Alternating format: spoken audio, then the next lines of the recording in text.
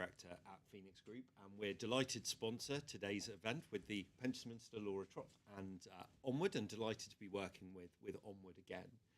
For those of you who aren't familiar with this, Phoenix is the UK's largest pension and long-term savings provider. We have about 13 million customers, about 260, 270 billion pounds of assets under management through brands like Phoenix Life, Reassure, and most famously, Standard Life.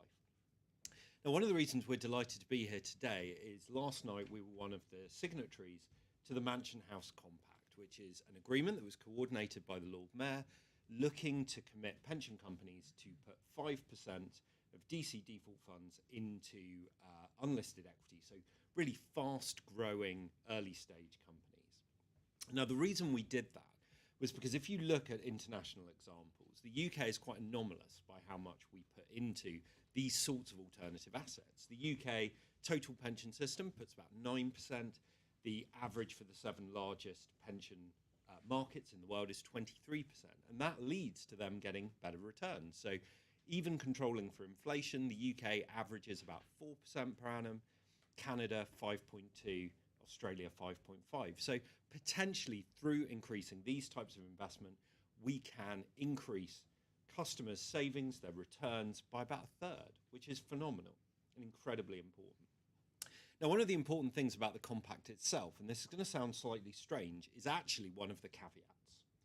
Because written into the compact is a commitment that we are only going to do this if it is in customers' interests. If it's not in customers' interests, we're not going to deliver this commitment. But we believe exposure to these kind of high growth assets is going to drive these incredibly important returns. But that also needs regulatory reform, government support. And we're delighted to see today's package of measures from DWP and the Treasury. And I think it sums up an approach that we would fully support, which is returning to a focus on pensions, looking to maximise income in retirement, maximising returns, ensuring people have income, have protection. And we're really looking forward to working with Laura and her colleagues to ensure that this agenda is a success. So without further ado, I'm delighted to hand over to the Pensions Minister, Laura Trott. Thank you very much.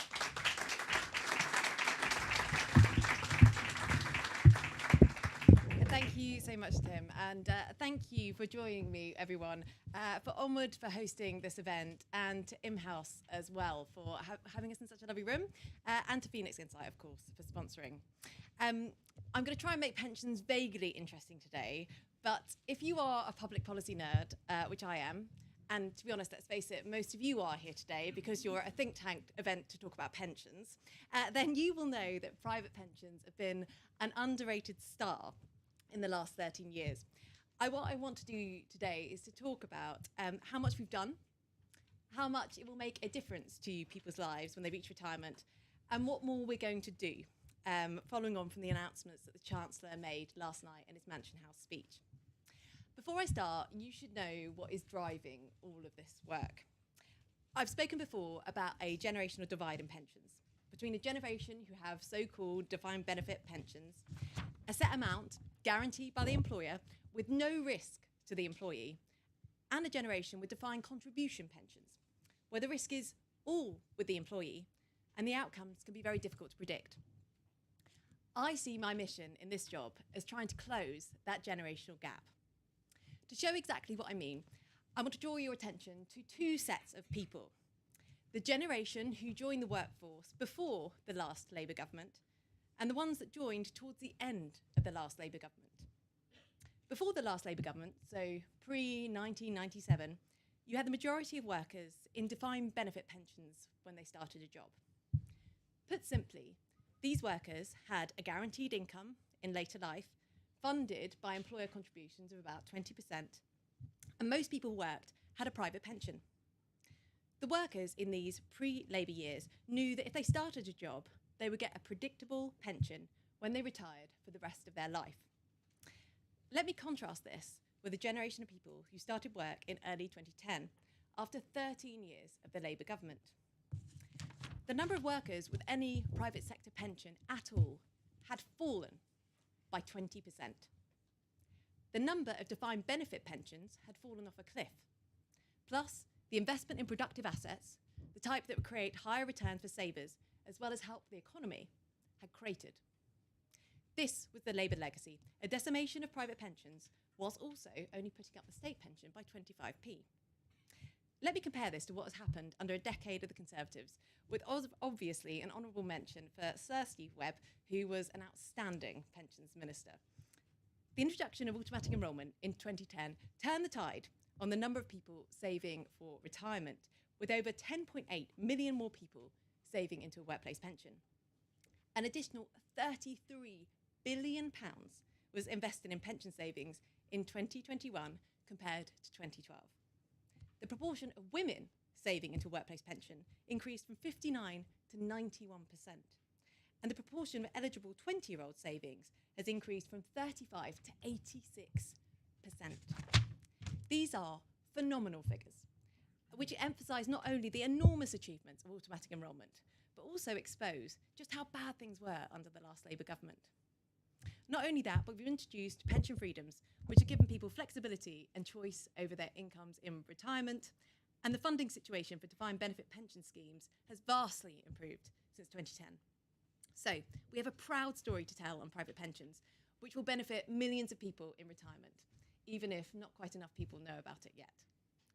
But there is still more to do. Automatic enrolment has brought us greater coverage, but we know that the amount of people have so-called adequacy is not where it should be. The returns people get on their pensions are not always high enough. The gap between what people used to get in defined benefit pensions and the current defined contribution pensions can be significant. And some people have too many pots and not enough visibility of what their pension is going to look like, which makes planning difficult for those affected. Fixing these issues is at the heart of what I want to achieve as Pensions Minister: boosting adequacy, increasing fairness, and improving predictability. I'm wholly and unapologetically on the side of pension savers. As many of you know, at the start of the year, I announced a range of measures to improve the outcomes for defined contribution savers. Today marks an opportunity for me to reflect on those measures and to discuss the government's next wave of proposed reforms, as announced by the Chancellor last night. The Chancellor and I are united in our commitment to create a pension market which delivers for savers, one that is boosted by investment in innovative UK businesses and a broader class of productive assets. For the last decade, we've actually largely focused on expanding the number of people who have private pensions after the enormous drop-off in the Labour years. But with 86% of eligible workers now paying into a workplace pension, it is essential that we ensure the system delivers real value for these savers. We know how much every penny counts, especially at the moment, so it's vital that we make sure that money invested delivers the highest possible returns. Yesterday, the government, together with the TPR and the FCA, published our joint response to the Value for Money consultation.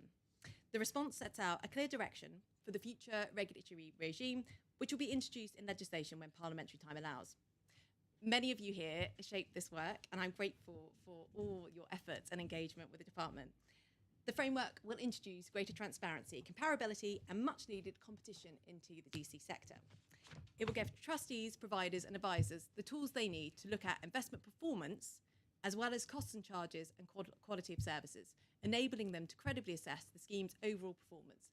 This is all part of our drive to shift the focus from cost to returns.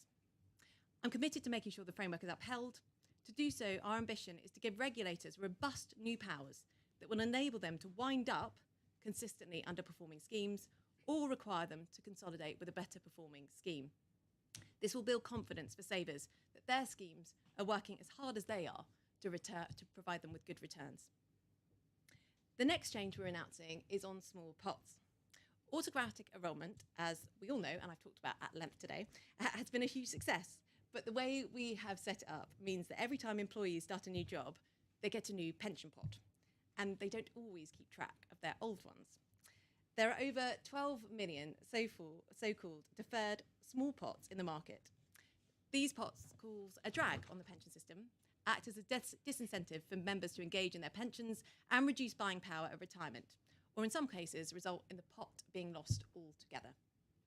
As a result, I'm pleased to tell you today that the government intends to legislate, when parliamentary time allows, to introduce a comprehensive solution to address the small pots problem, and I'll be working closely with everyone in this room on the design. I'm proposing that eligible DC pension pots worth £1,000 or less will be consolidated into a handful of schemes. To facilitate this ambitious policy, we will require a central clearinghouse to support the delivery of a multiple default consolidator approach. To make sure we get this right, I'll be forming a ministerial-sponsored industry delivery group to support the design and implementation of this approach. Next, decumulation, or more prosaically, your income in retirement. Over the last decade, we've rightly focused on the accumulation or building up phase of a saver's journey. However, at retirement, people have to make a choice about where they want to put their money to give them a retirement income. And I want there to be a wider choice, with more guidance for people who don't engage despite the help available to them to do so. Around half of pension savers accessing their pension take the first decumulation option proposed to them by their scheme, regardless of whether it is right for them or not. They essentially default themselves, without it necessarily being in their best interests, and depending on what scheme they're in, they might have widely different options available. That is why the consultation published yesterday explores the development of an option for a suite of decumulation products that schemes would be required to offer. The ultimate decision, as ever, would rest with trustees, but it would mean that every scheme would have a decumulation offering. I'm particularly interested in how this could include new approaches, such as an offer of collective defined contribution arrangements, and that's something that I hope to explore with all of you as we discuss this consultation and the way forward. The three measures I spoke about so far focus on shaping the current system, but I want to take a moment to discuss where I think the future of pensions lies, and for me this is in the expansion of these collective defined contribution schemes, otherwise known as CDCs. The expansion of CDCs I see as key to delivering a better, fairer, more predictable pension for us all. These innovative new arrangements, already utilised overseas, will be transformative for members by improving risk sharing, facilitating the potential for a greater investment in growth assets, and removing cliff edge decisions at retirement. So the government is committed to exploring the development of the new regime to regulate new types of CDCs for multiple employers and for decumulation. It's important we set it up with CDCs in the right way, and we want to take the time to get it right. Now, I've spoken a lot about the DC market and the potential opportunities that CDCs could bring for savers as that market grows, but I remain acutely aware of the importance of ensuring the defined benefit market remains stable and continues to prosper as the schemes reach maturity. Over the last decade, most defined benefit schemes have become better funded, with the average scheme having a funding level of 113% in 2022 compared to 104% in 2010. As they continue to mature, many of these schemes will want to secure member promises by way of an insurance buyout, but will be unable to do so. I believe there should be options to allow employers to sever their relationship, whilst, of course, ensuring that members receive their promised benefits. The government has set out proposals for a new regime for regulating super funds, responding to the consultation which was first published in 2018. We've got there at last. My ambition is to deliver a super fund framework that offers an alternative way to deal with legacy liabilities in closed defined benefit schemes where insurance buyout is out of reach.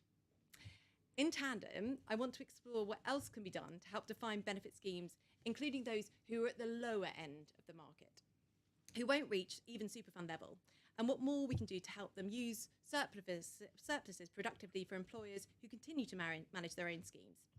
Steve Webb and LCP have been exploring some interesting options in this space, and I'm grateful for all perspectives on what can be done here. Working closely with the Chancellor, I've published a call for evidence on options to create better incentives for both employers and trustees, and I'm keen to hear your views on our moves in this space.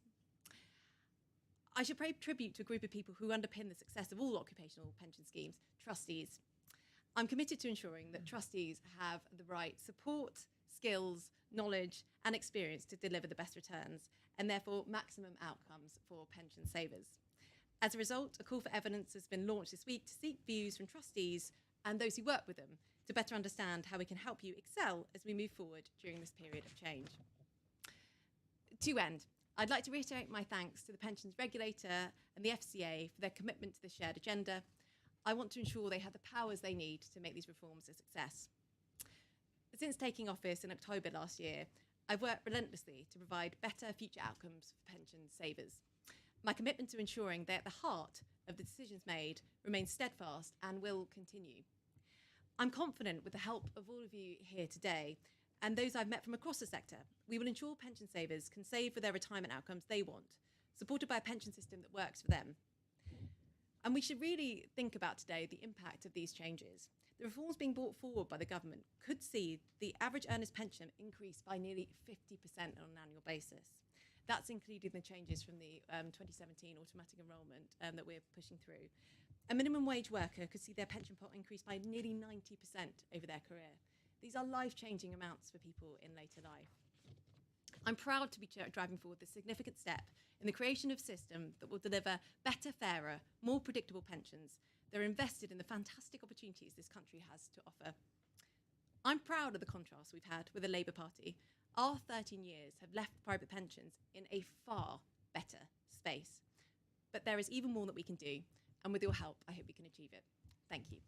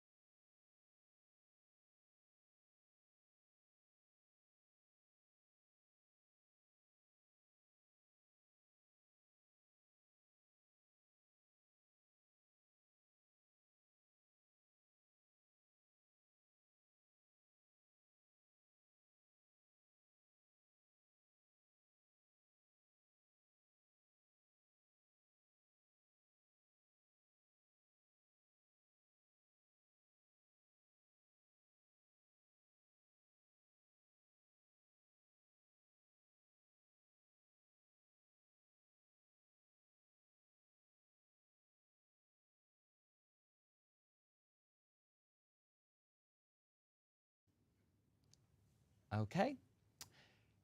Thank you very much, Laura. And we'll now begin with our Q&A part. But before we throw it out to the room, I just wanted to pick up on some of the points that you raised there. I was fascinated by the small pot reforms that you're looking at. You mentioned £12 million, 12 million of those. I feel like probably most of those are in my name, that I've accumulated so many of them.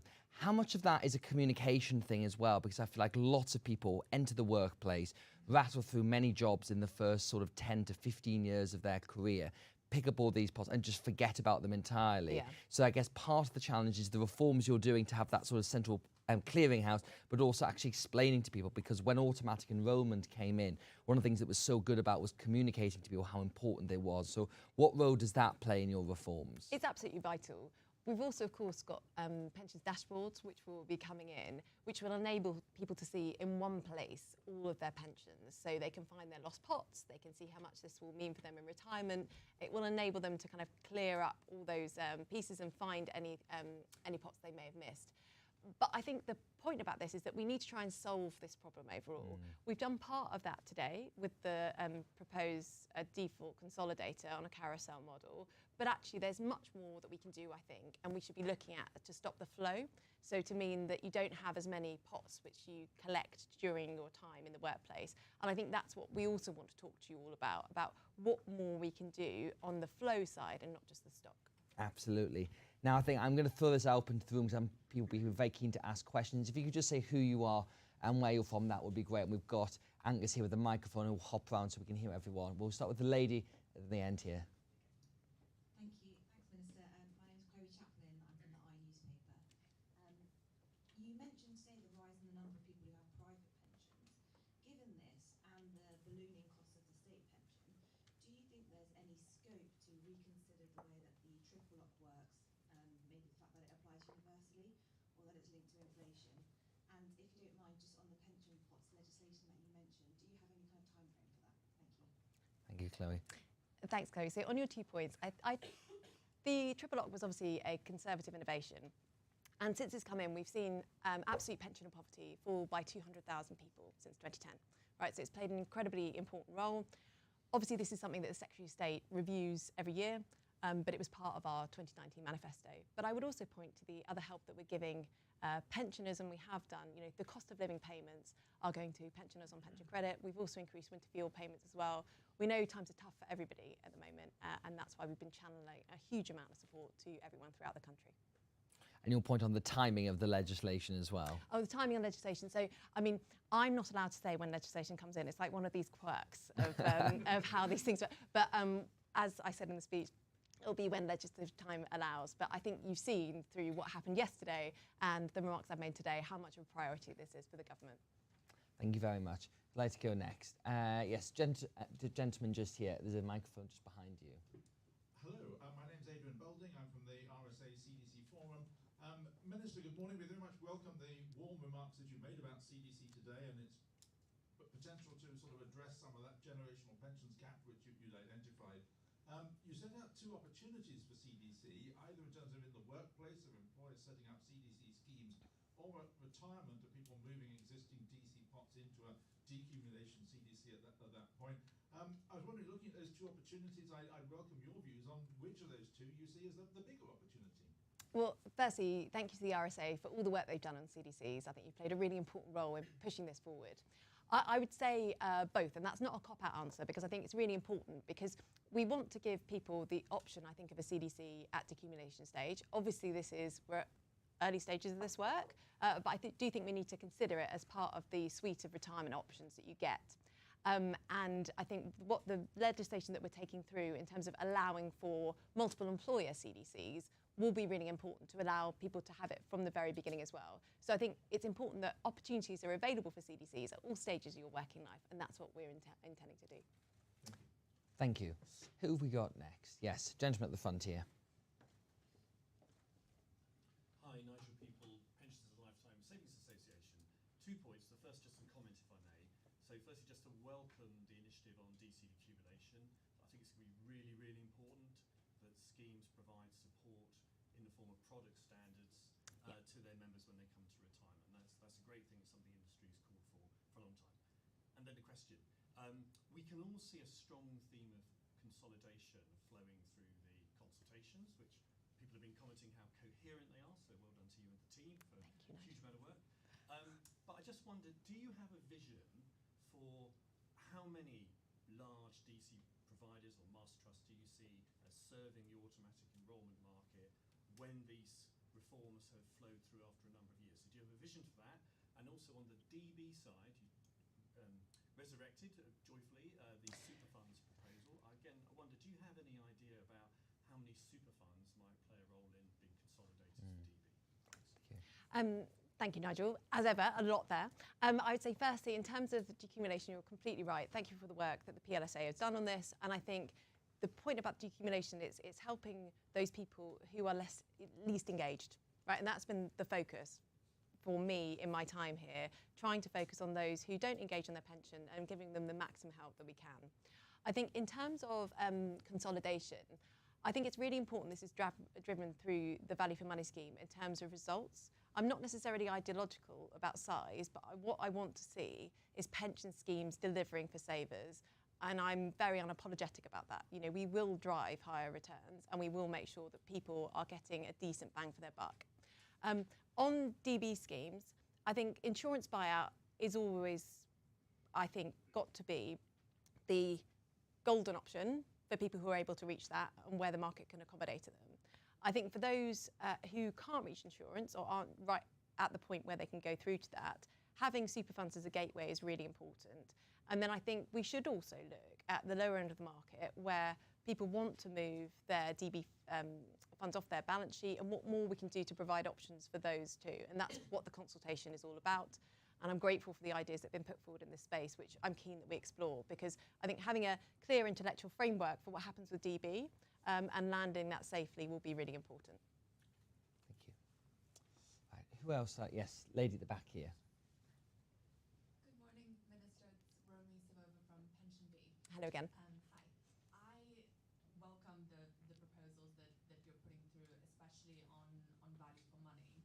I think there is still some hesitance in the industry as to whether investing in higher risk assets will definitely result in higher was wondering if you are considering, as part of the package of reforms, some way to enable savers to have the, I suppose, confidence in switching and taking up other options if they don't want to be invested in this type of way.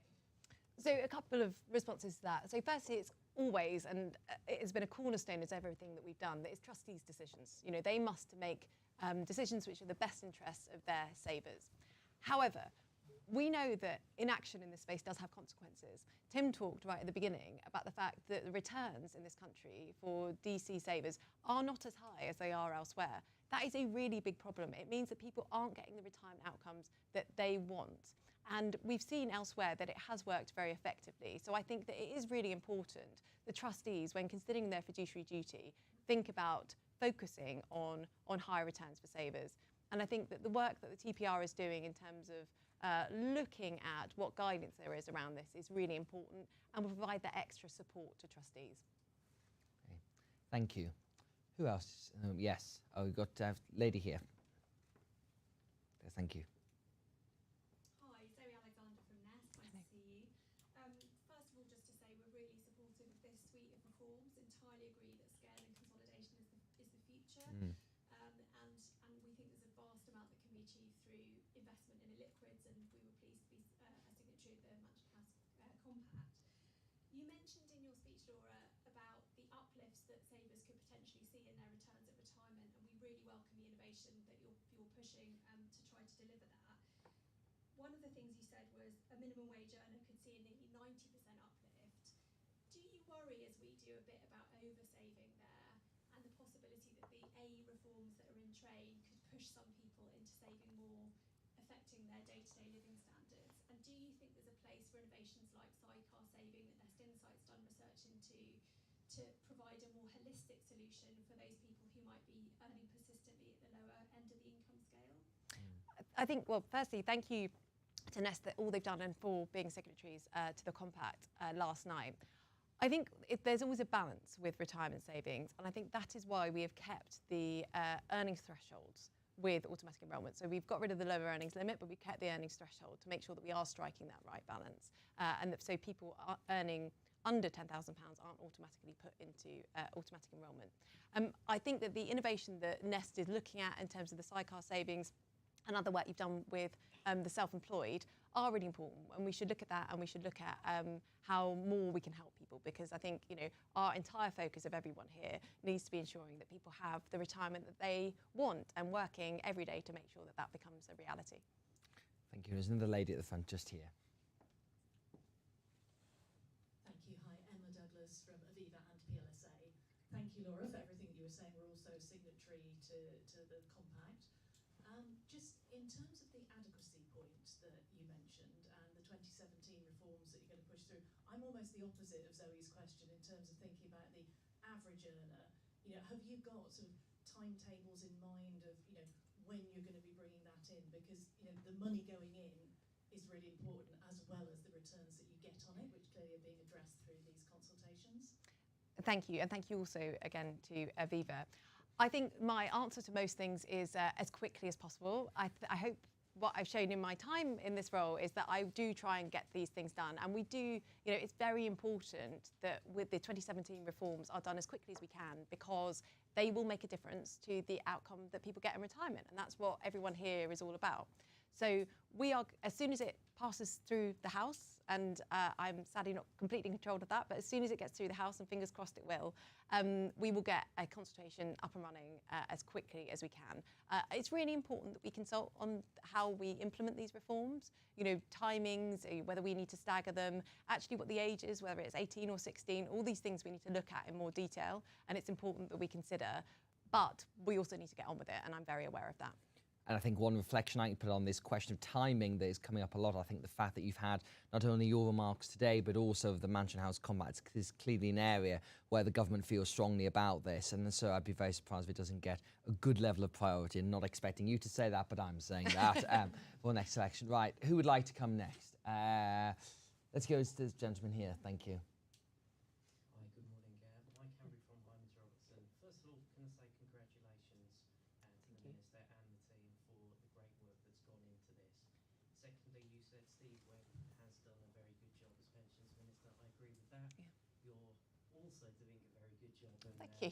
Congratulations, you're now my favourite pensions. So, I'm going to tell Steve that. please do.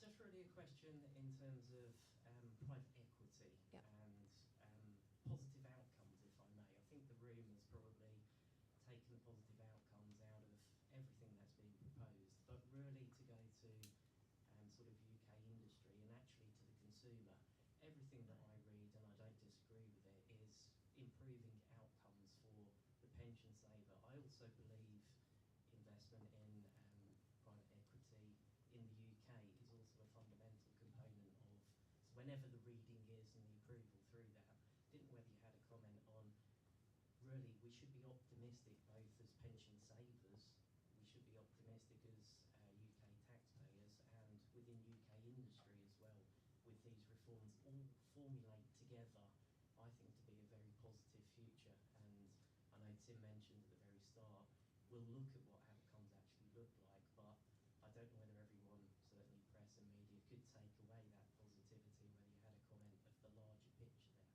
Thank you, and I completely agree. You know, this is a package, is something which has a huge amount of potential, both for pension savers and for Britain. You're right also, I should thank my amazing team who have killed themselves. We have put out 7 consultations today, and it's been no mean feat, and they are completely amazing. And they've all got to now do a lot of work to respond to all of your comments that are going to be coming in on these 7 consultations and call for evidence. And they have done an absolutely outstanding job. It is a tribute to the civil service that we have people with such knowledge and insight who are so dedicated to their job and have worked so hard on this. So I'm so grateful. Thank you. Great. Thank you. Yes, gentleman at the back there. Thank you. Hi, Jeremy Firebash from Smart Pension. Hi. Laura, one of the things that you've mentioned a few times is the importance of net returns, which we completely agree with. I was just wondering whether you've thought about a measure like they do in Australia. I think they call it net benefit. So we have a standard measure across the industry by which we can assess the net return of each scheme. Yeah, I think that's a really interesting point, and one that we should kind of incorporate into the value for money when we're thinking about returns, because you're right, it's got to be net. I think, and we've made some changes, of course, to removing performance fees, for example, from the charge cap. I think it's important that we look at the impact that that's had over time. Obviously, costs and charges do have a big impact on the overall returns of savers, as do the returns we're getting from the investments. And it's important that we see both those things and how they interact. Thank you. I think, yes, thank you. Thanks. Rob Gill from the Association of British Insurers. I'd echo your thanks to your team. I know how much they've put into it, and it's been a pretty open process so far, and that's what my question's about. So I'd also echo the welcome on decumulation in particular, leaving that to trustees' judgment, and then the value for money holding trustees accountable for those judgments. So my question is about building consensus, and there was a couple of shout-outs to all the input that's been provided before. A lot of the foundations of what you're delivering now are built on consensus. So what will you do to ensure that's maintained across stakeholders, employers, consumers, and industry going forward? And then very much not a political point, but what are the prospects for cross-party support for these?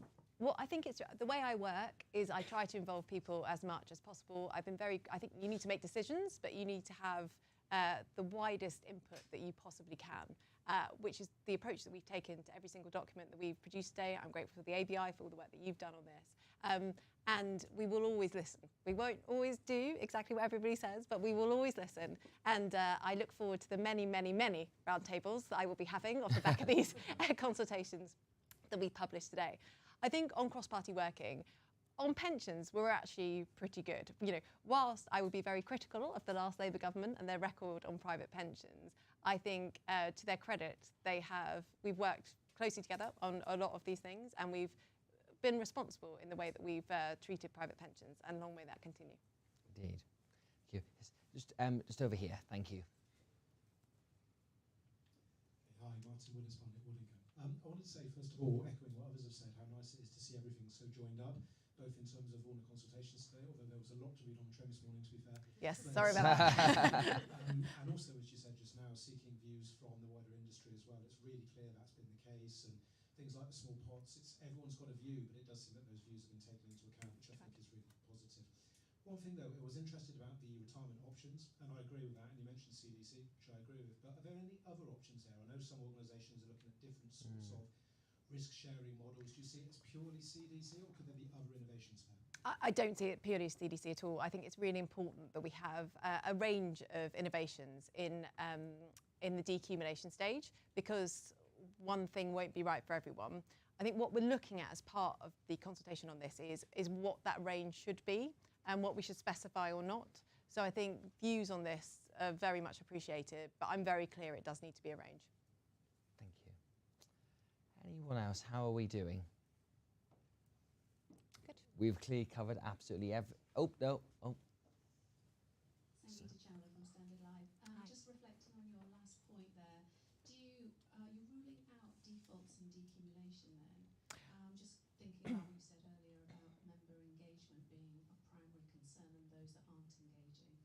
No, I think there's two things here. I think there's the range of options which are required to be provided by a pension scheme, and then there's a question of whether we default people into them.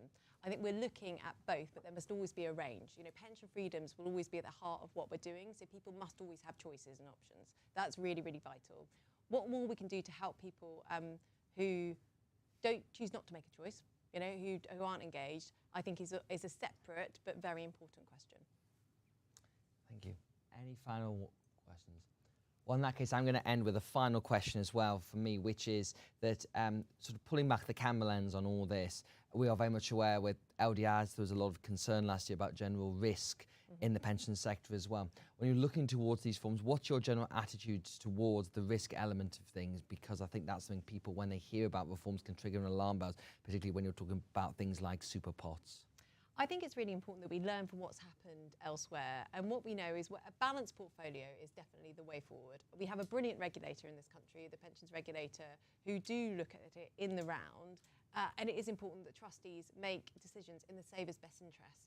But what we're trying to emphasise today, the best interests are not just about cost, they're about overall value, and that's what we want people to focus on. And then a final bonus question is, when you talked about auto-enrolment, what do you think are the biggest lessons from that when you're looking forward to sort of the next stage?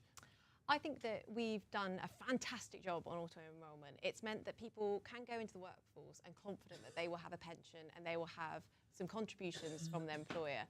I think the next step forward with this is to ensure that we're driving value in that market. That's why we're doing value for money. But also, I think we need to look at whether we're putting people into the right things. Should we think about putting people into CDCs? You know, so these are all questions that are for the next stage. But I think we should celebrate the success of automatic enrolment and then make sure we're fixing some of the policy questions that have arisen out of it, like small pots. Well, on that very emollient note and taking the general atmosphere, I'd like to say a very big thanks to Laura for her time for coming today. Thank you all for your excellent questions. Thank you for Phoenix for their kind sponsorship of this event. So just please put your hands together and thanks Laura Trott for her great speech and remarks.